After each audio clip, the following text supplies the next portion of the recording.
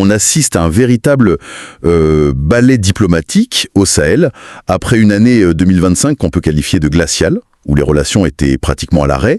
Voilà que l'Algérie et le Niger se parlent de nouveau. Et pas qu'un peu, hein. On parle de grands projets, de coopération renforcée.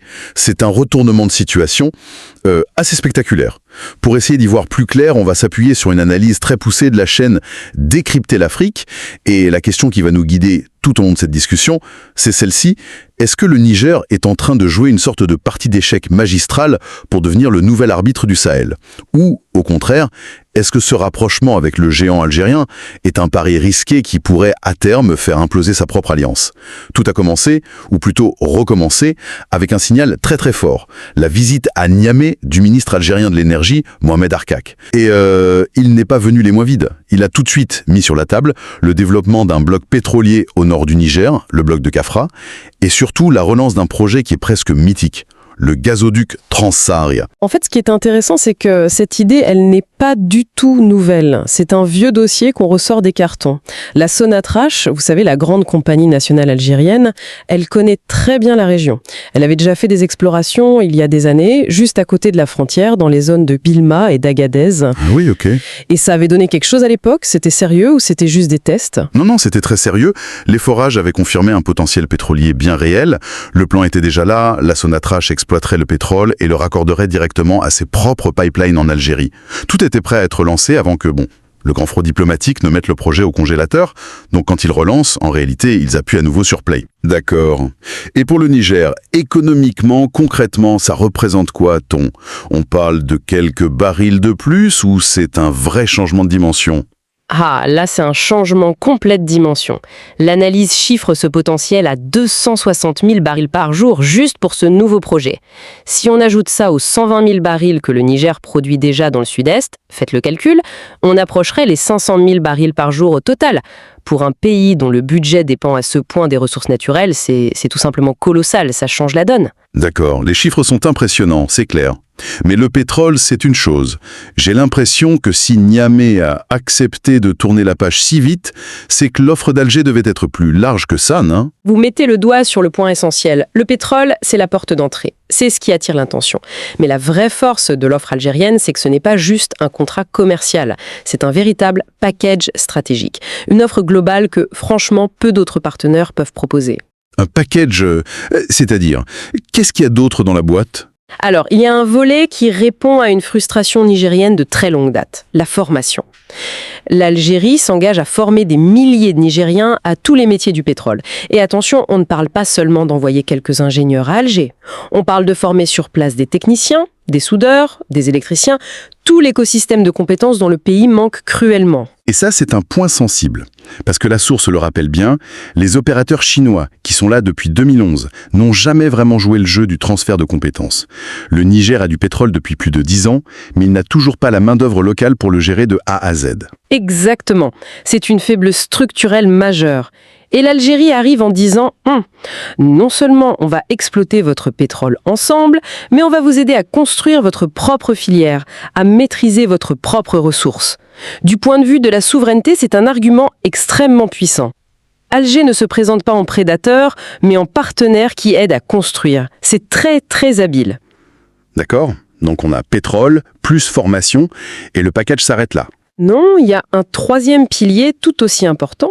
Le militaire.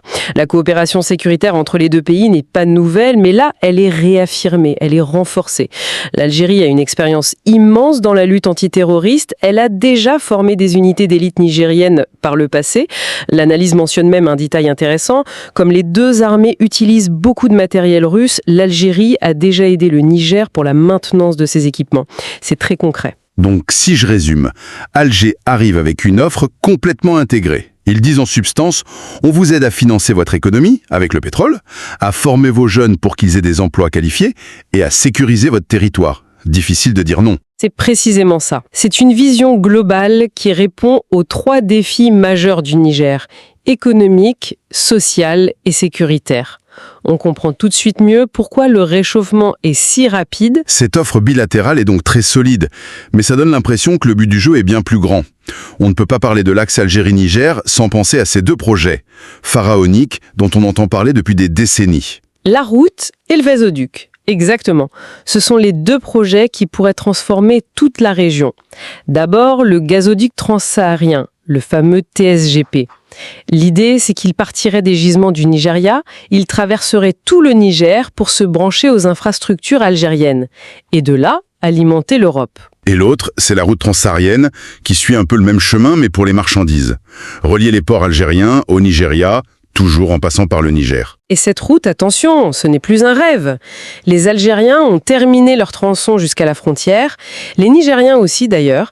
Il ne manque que le chaînon central, au cœur du Niger. Pour un pays enclavé comme le Niger, l'analyse utilise l'expression « du pain béni ». Et c'est vrai, imaginez un accès direct à la mer Méditerranée sans dépendre des ports de Cotonou ou de Lomé, avec qui les relations sont souvent compliquées. C'est une question de souveraineté. Et pour l'Algérie, l'intérêt est tout aussi évident, j'imagine. Absolument. La route leur ouvre en grand les portes des marchés de l'Afrique de l'Ouest pour vendre leurs produits. Et le gazoduc, c'est la pierre angulaire de leur stratégie pour devenir le hub énergétique incontournable entre l'Afrique et l'Europe. Chaque projet renforce l'autre, vous voyez. Impossible de parler de gazoduc sans penser au grand rival régional de l'Algérie.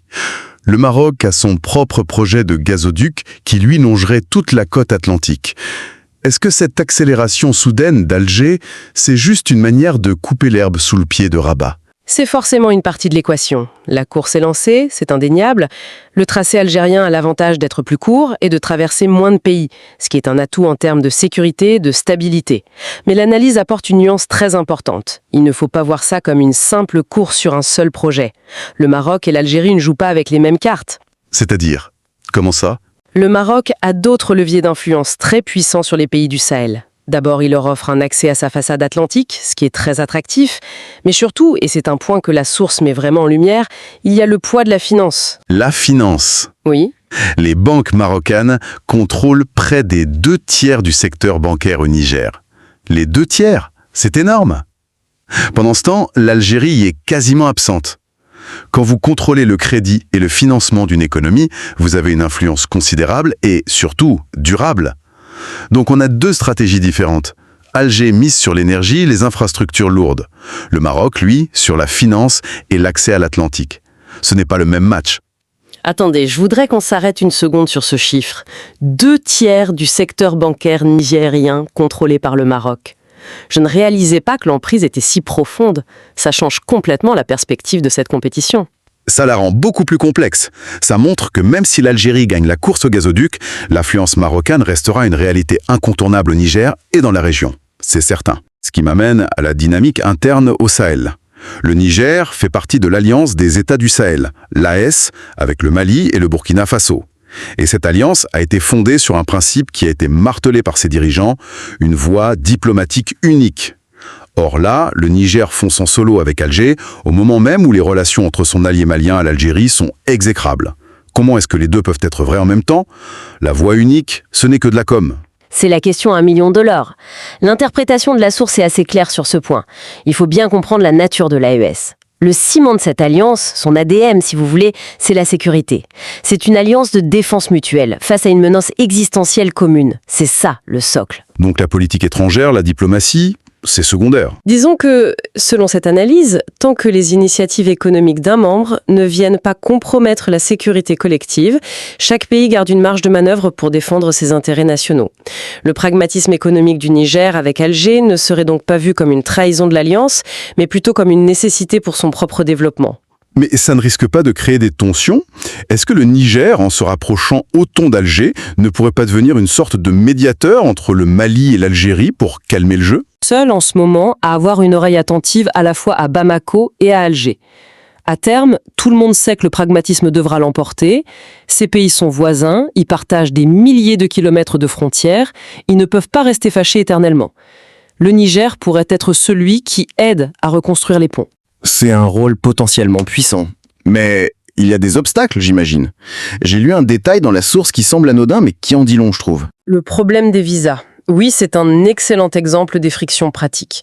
Aujourd'hui, un citoyen malien peut aller en Algérie sans visa. Un citoyen nigérien, lui, en a besoin.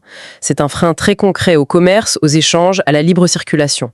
Si ce rapprochement est vraiment sérieux, c'est le genre de détail qui devrait être réglé très, très rapidement pour prouver que les intentions sont suivies d'actes. On a parlé de gros contrats, de géopolitique, de pipelines, mais derrière cette grande manœuvre diplomatique, il y a une réalité humaine absolument terrible.